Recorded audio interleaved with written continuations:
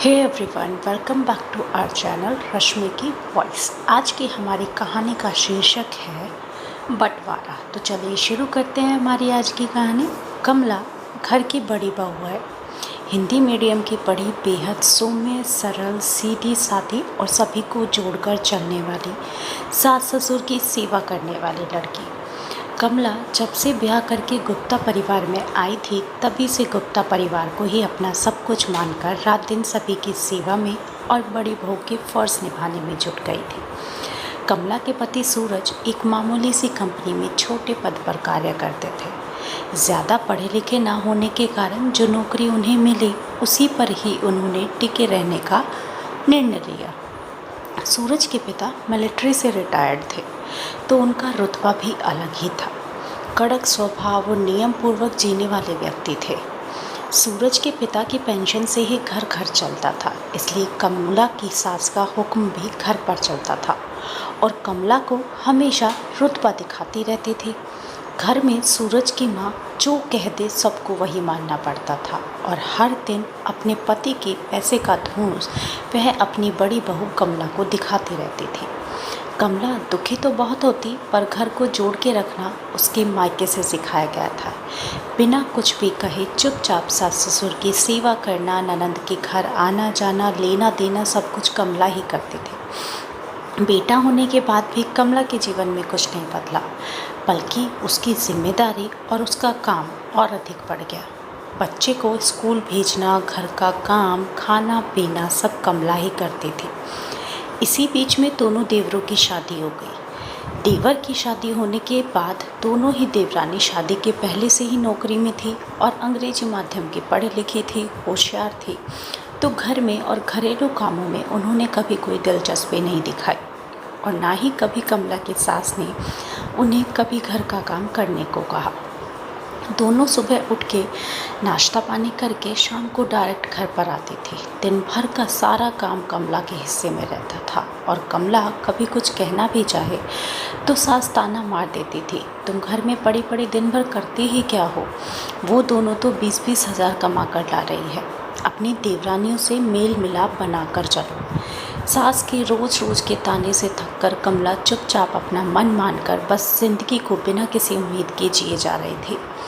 अब धीरे धीरे हालात ऐसे हो गए थे कि देवर देवरानी दोनों ही कमाने की वजह से कमला और सूरज की स्थिति घर में बहुत ख़राब हो गई, क्योंकि कमला घर में ही काम करती थी और सूरज भी बहुत कम कमाते थे। और संयुक्त परिवार में कहते हैं ना, जो पैसे कमाता है उसी की इज्जत होती है।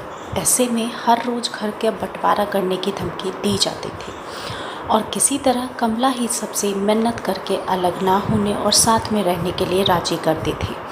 लेकिन दोनों देवरानी हमेशा धमकी देती, भाभी भैया का बंटवारा कर दो, देखते हैं कैसे इनका पेट पलेगा। एक दिन कमला के बेटे के स्कूल से फ़ोन आता है। कमला और सूरज दोनों को बुलाया गया है। कमला की तो डर के मारे सांस फूट रही थी।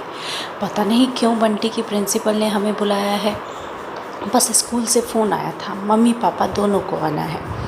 कमला की सास ने पीछे से आवाज़ दी, अच्छा जल्दी होकर आओ, तुम्हारी ननंद शिवा का फ़ोन आया था कि बड़ी भाभी को जल्दी भेज देना, घर में पूजा है, कथा का प्रसाद बना देगी और घर का भी सारा काम ऐसे ही पड़ा है। सास की भनभनाहट से कमला आंखों में आंसू लिए कार में बैठते हुए रोने लगी। देखा आपने, दोनों देवरानियाँ सुबह सुबह ऑफिस निकल जाती है, रात को घर पहुंचती है, कोई हिसाब नहीं मांगता। मैं आधा घंटा भी बाहर रहूं तो बवाल मचा देती है माँ जी। आए दिन दीदी के यहाँ पूजा पाठ, जन्मदिन, बस बड़ी भाभी चाहिए काम करने को, मैं ही हूँ नौकरानी। ऊपर से हर बात पर सुनो कि मंजली बहू 20 हज़ार कमाती है तो छोटी 25, बड़ी बहू है फालतू हर जगह जाने के लिए। अंग्रेजी माध्यम से पढ़ाई की होती तो मैं भी शायद ये दिन ना देखती, 10-15 हज़ार मैं भी कमाने लायक होती। सूरज कमला को चुप करवा कर स्कूल ले गया। किसी तरह कमला और सूरज ने डरते हुए प्रिंसिपल के ऑफिस में प्रवेश किया। बैठिए, मैंने ही फ़ोन करवाया था, कुछ पूछना था आप लोगों से।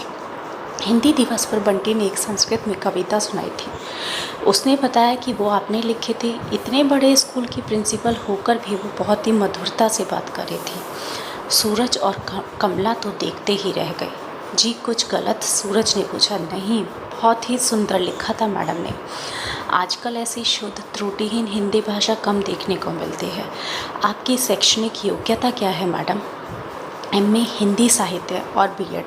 शादी से पहले हिंदी पढ़ाते थे, इसलिए भाषा शुद्ध है। बहुत सालों बाद तारीफ सुनकर कमला प्रश्न हो उठी। प्रिंसिपल बड़ी तन्मयता से सुन रही थी। अच्छा, तो अब क्यों नहीं पढ़ाती है? घर में मनाही है या आपको पसंद नहीं? कमला, जहाँ भी आवेदन किया अंग्रेजी न बोल पाने के कारण बात नहीं बनी। फिर शादी के बाद घर गृहस्थी में ऐसे उलझी कि कुछ होश ही नहीं रहा। देखिए, मैं मुद्दे पर आती हूँ। आपकी कविता पढ़कर, आपसे बात करके हिंदी भाषा पर पकड़ मैं आपकी देख चुकी हूँ। डिग्री भी है, अनुभव भी है। हमें अपने स्टाफ में आप जैसी अध्यापिका की ही आवश्यकता है। यदि आप इच्छुक हो तो हम चाहते हैं कि आप कल से ही ज्वाइन कीजिए। क्यों मिस्टर सूरज, आपको कोई दिक्कत तो नहीं है? प्रिंसिपल ने हंसते हुए पूछा। सूरज ने हामी भर दी थी। अब कमला की खुशी का ठिकाना नहीं रहा। दोनों घर पहुँचे तो सब उन पर बरसने के लिए तैयार बैठे थे। छोटी ननंद घूरते हुए बोली, भाभी कहाँ थे आप? फ़ोन भी बंद था। माँ ने ही रोटी सेक कर पापा को खिलाई। दीदी के यहाँ भी जाना है आपको। सूरज ने मुस्कुराते हुए कमला को अपने पास बैठाया। कमला शिवा के घर प्रसाद बनाने नहीं जा पाएगी। सर्टिफिकेट वगैरह जमा कराना है मम्मी इसको। बंटी के स्कूल में इसकी नौकरी लग गई है। सभी चौंक गए थे और सास परेशान। अब तो सारी रिश्तेदारियां संकट में पड़ जाएगी। अब तुम नौकरी छोटी मोटी 3-4 हज़ार की नौकरी के लिए कहाँ भटकोगी? हटाओ, सास ने कहा। 12वीं क्लास के बच्चों को हिंदी पढ़ानी है मम्मी। 50,000 वेतन मिलेगा आपकी बड़ी बहू को। आप तो बस आशीर्वाद दीजिए। अब तो सास, देवरानी, देवर सबके चेहरे देखने लायक थे। जैसे अब कभी बंटवारा उनको करना ही नहीं है। कमला सबकी भाभी हो गई और सब जल्दी से कमला की आवभगत में लग गए। धन्यवाद। आपको आज की कहानी कैसी लगी ये हमें ज़रूर बताइएगा, और अगर हमारी कहानी पसंद आई हो तो प्लीज़ चैनल को सब्सक्राइब कीजिएगा। धन्यवाद।